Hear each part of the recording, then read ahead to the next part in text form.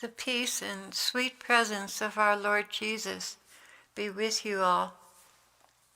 My heart is a little heavy tonight as the Lord was talking about Miami, and Ezekiel got a message from him. I'm going to share that with you in a moment. But as I worshiped the Lord tonight, we were on a dance floor, and I was dancing with him during worship, but he was very quiet. He had a white shirt on with a collar, which I don't see him that way very often, kind of a formal looking white shirt, but it had a regular collar on it. And I was having a really hard time connecting with him emotionally. But as we were dancing, because normally I feel his heart and his presence, and it's very sweet, but he was very subdued tonight. And as we were dancing, blood began to flow from his wounds. And I understood that he was suffering deeply. He spoke to Ezekiel tonight about Miami. I asked him to please connect my heart to his, that I might share in his burden. The Lord began, "It is no mistake that Miami came up tonight, Clare. My heart is very, very heavy about what is yet to happen there. I wanted Ezekiel's message to get out tonight, so that those who live there and frequent this channel would have a peace about what's coming. Yes, it is horrific, but I will indeed remove them from their bodies rather than seeing them suffer. Some will suffer, but that is not the portion of my bride. She's caught in the midst of the chaos only circumstantially. She is not meant to suffer this. Yet even the guilty I will show mercy to. What concerns me more are the unsaved.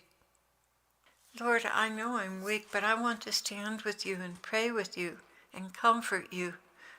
But I just don't have it in me. Can I please have the grace to pray as I ought, even deeply from the heart?" He replied, "You're too caught up in the world, my love. You need to forsake yourself in many things.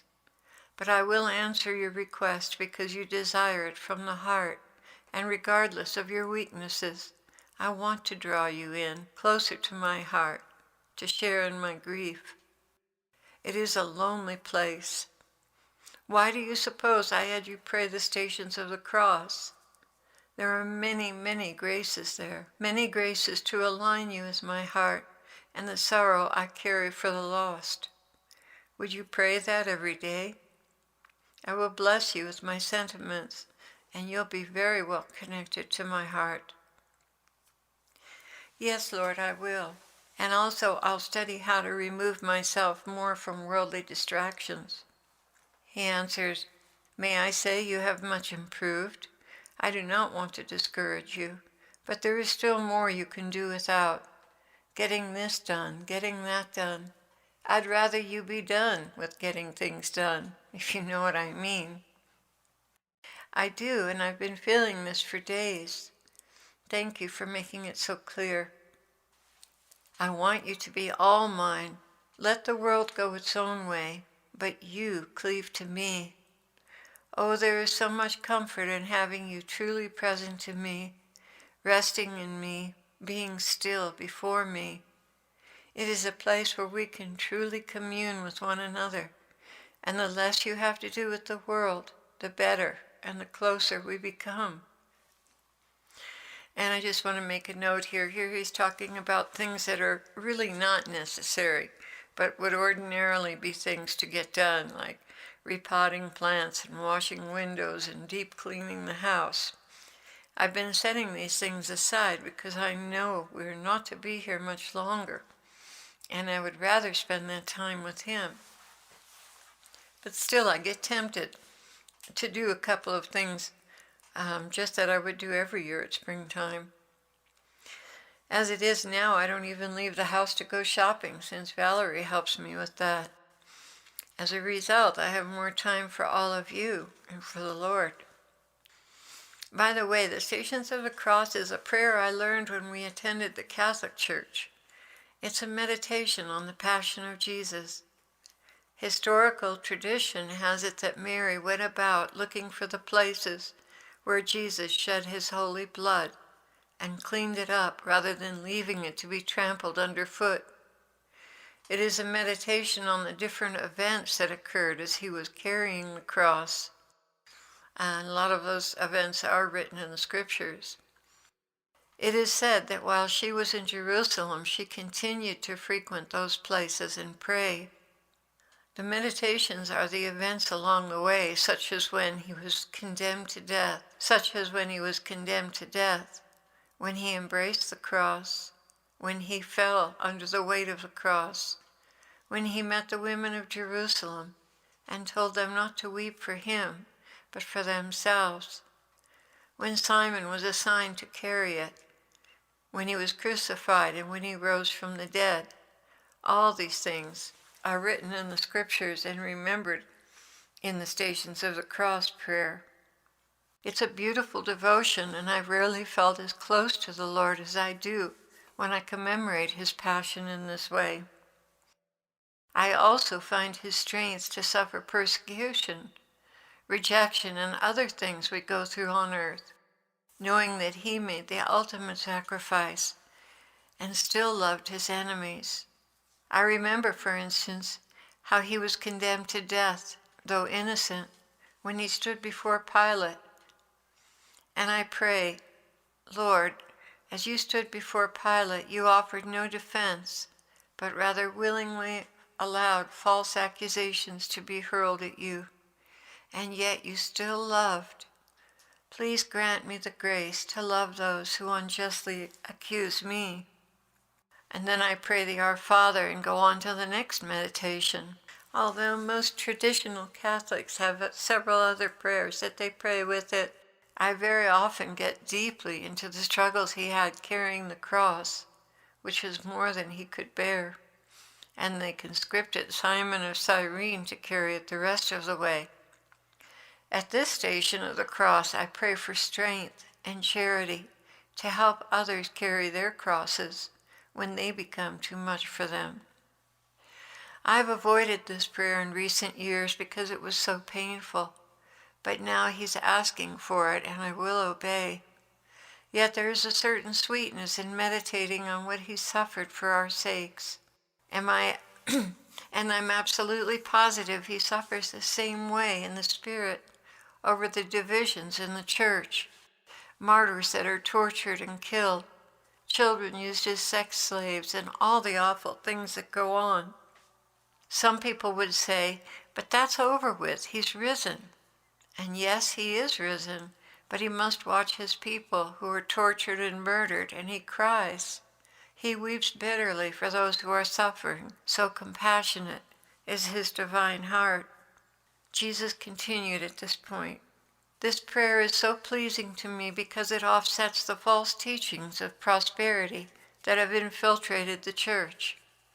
Did I not say, deny yourself, pick up your cross and follow me? Yet today, where is the cross being preached? All of you, my children, are much in need of strength to persevere as Christians. The bride must fully resemble the groom, and I did not come on this earth to satisfy my earthly, fleshly cravings. I came to serve and to die for you. I died for you and opened the gates of heaven for all eternity. And now I ask of you to deny yourselves and follow me. Is that so unreasonable? For these light and momentary troubles, you're rewarded with an eternity of bliss. But I have not called you to come to me alone.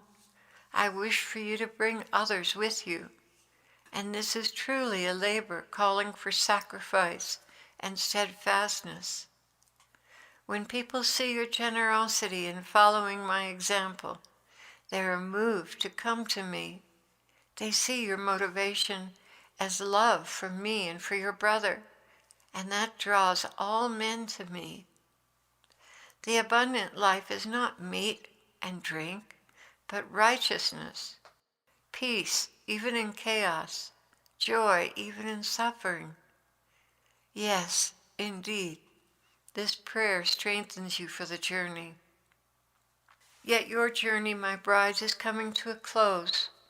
So do what you can, for the hour will soon be upon you when you can do no more, and you will regret what you didn't do. Look to the courage and strength of those who are suffering martyrdom right now, and strengthen your feeble arms and failing knees. Rise up and shoulder your cross. Much fruit is coming forth from its midst. And then he wanted me to share the message from Ezekiel with you.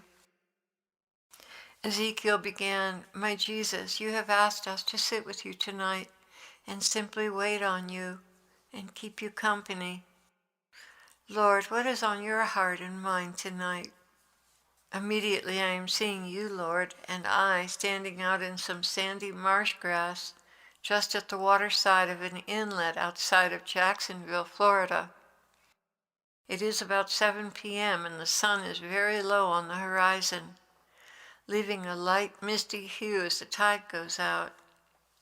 There is still sufficient early evening daylight to be able to see for miles down the coast, and you're searching the skyline for something. Standing beside me with your traditional robe and outer layer, you have placed your hands upon your hips, occasionally stretching on your toes to look a bit better over the sandhills. I follow your gaze off to the right, looking south, and suddenly, far away in the distance, it begins to appear, a small plume of smoke ascending and growing higher and wider by the second. We have not heard any explosion or type of sound, only a muffled poof, accompanied by a slight rise in the sand beneath our feet, hardly noticeable at all. My immediate thought is, Miami.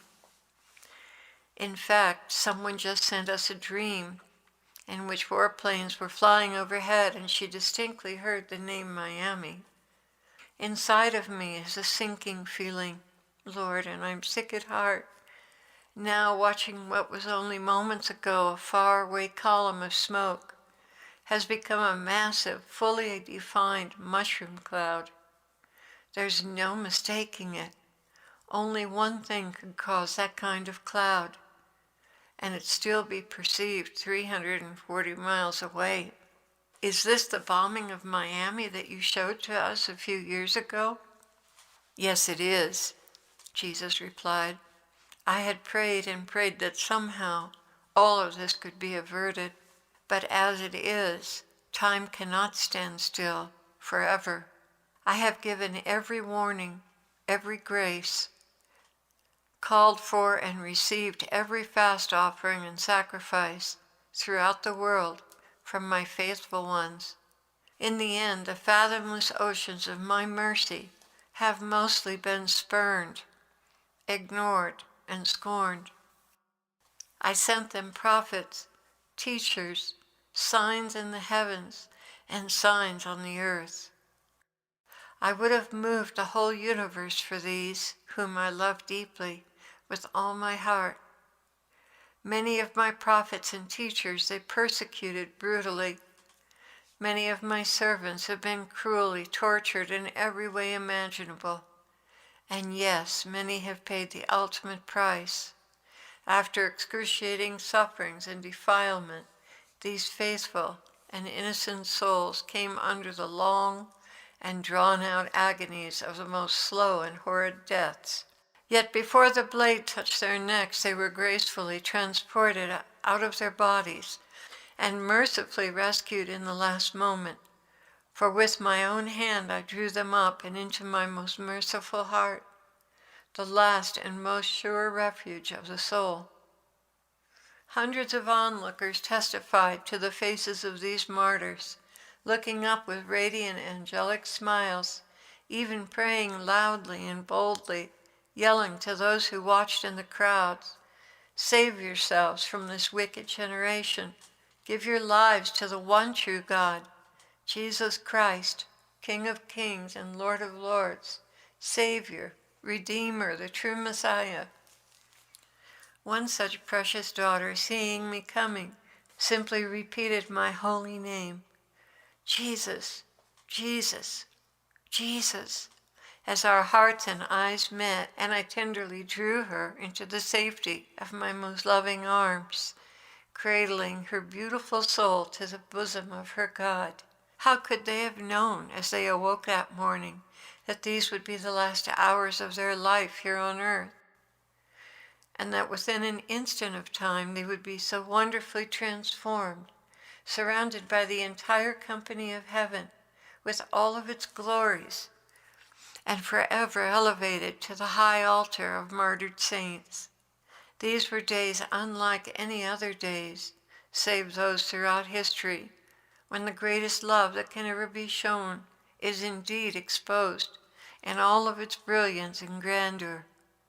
For no greater love has one than this, to give one's life for their God and for souls.